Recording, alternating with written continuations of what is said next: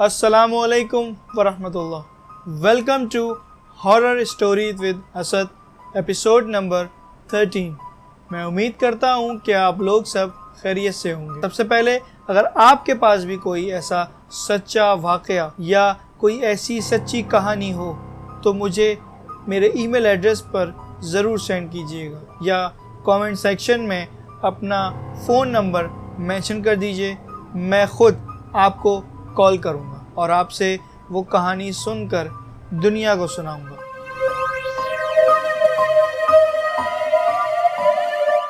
آج کا ہمارا ایپیسوڈ ذرا خوفناک ہے اور اس ایپیسوڈ کو میں جب بھی ریکارڈ کرنے بیٹھا ہوں تو سب سے پہلے تو میں معذرت چاہتا ہوں کہ میں کچھ ہفتوں سے کوئی ویڈیو اپلوڈ نہ کر سکا، کیونکہ جب بھی میں اس ویڈیو کو اپلوڈ یا ریکارڈ کرنے بیٹھتا تھا تو کچھ نہ کچھ ٹیکنیکل ایشوز کا سامنا مجھے ہوتا تھا.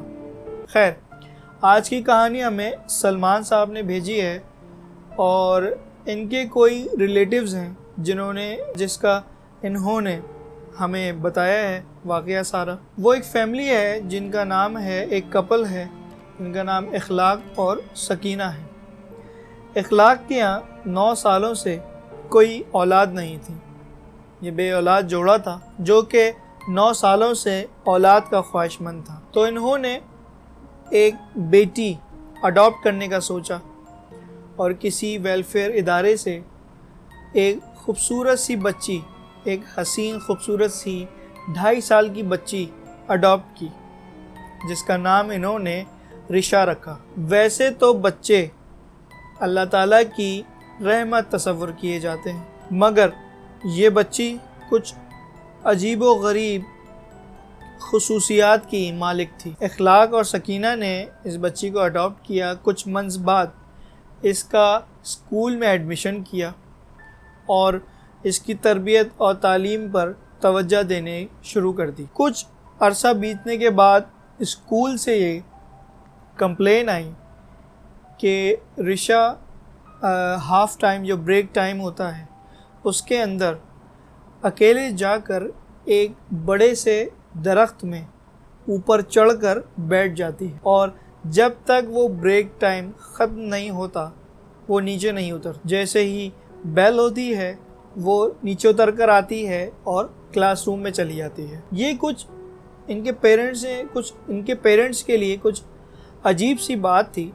کہ ایک 3 سال کی بچی کس طرح سے درخت پر چڑھ کر بیٹھ جاتی ہے اور لنچ ٹائم ختم ہونے کے بعد وہ نیچے اترتی ہے اور چلی جاتی ہے. خیر، انہوں نے بچی کو سمجھایا، اس کو بتایا اور یہ چیزیں کم ہو گئیں.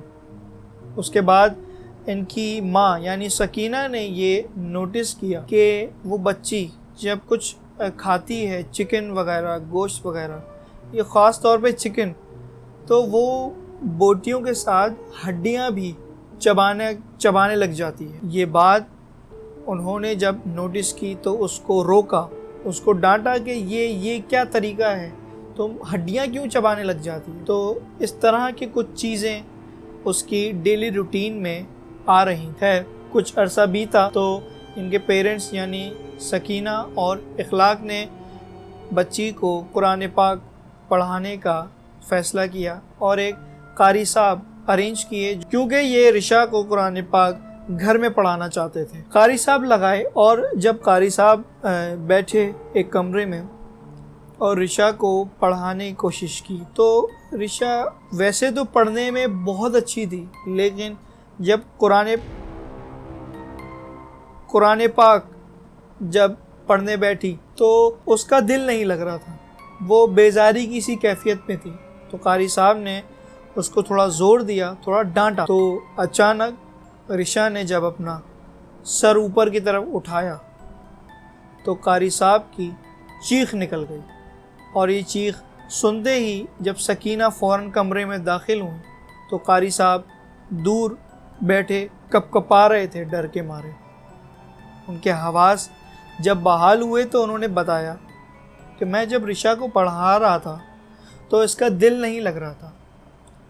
میں نے رشا کو تھوڑا سا زور دیا کہ پڑھو، تو اس نے جس طرح سے سر اٹھا کر میری آنکھوں میں دیکھا وہ کوئی بچی کی شکل نہیں تھی۔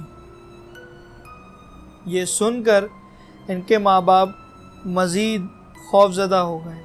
ان کو سمجھ نہیں آ رہا تھا کہ اس بچی کے ساتھ ایسا کیوں ہو رہا ہے۔ کچھ وقت گزرتا گیا اور اس طرح کی کچھ چیزیں ان کے علم میں آتی گئیں۔ رشا کے ایک اسکول میں ان کے ایک ٹیچر تھے جو کہ ایک صاحب علم ہستی تھے، جو ان طرح کی اللہ تعالیٰ نے ان کو کچھ روحانی خصوصیات کا مالک بنایا تھا۔ وہ اس اسکول میں اسلامیات، پاکستان اسٹڈیز وغیرہ، اردو پڑھایا کرتے تھے۔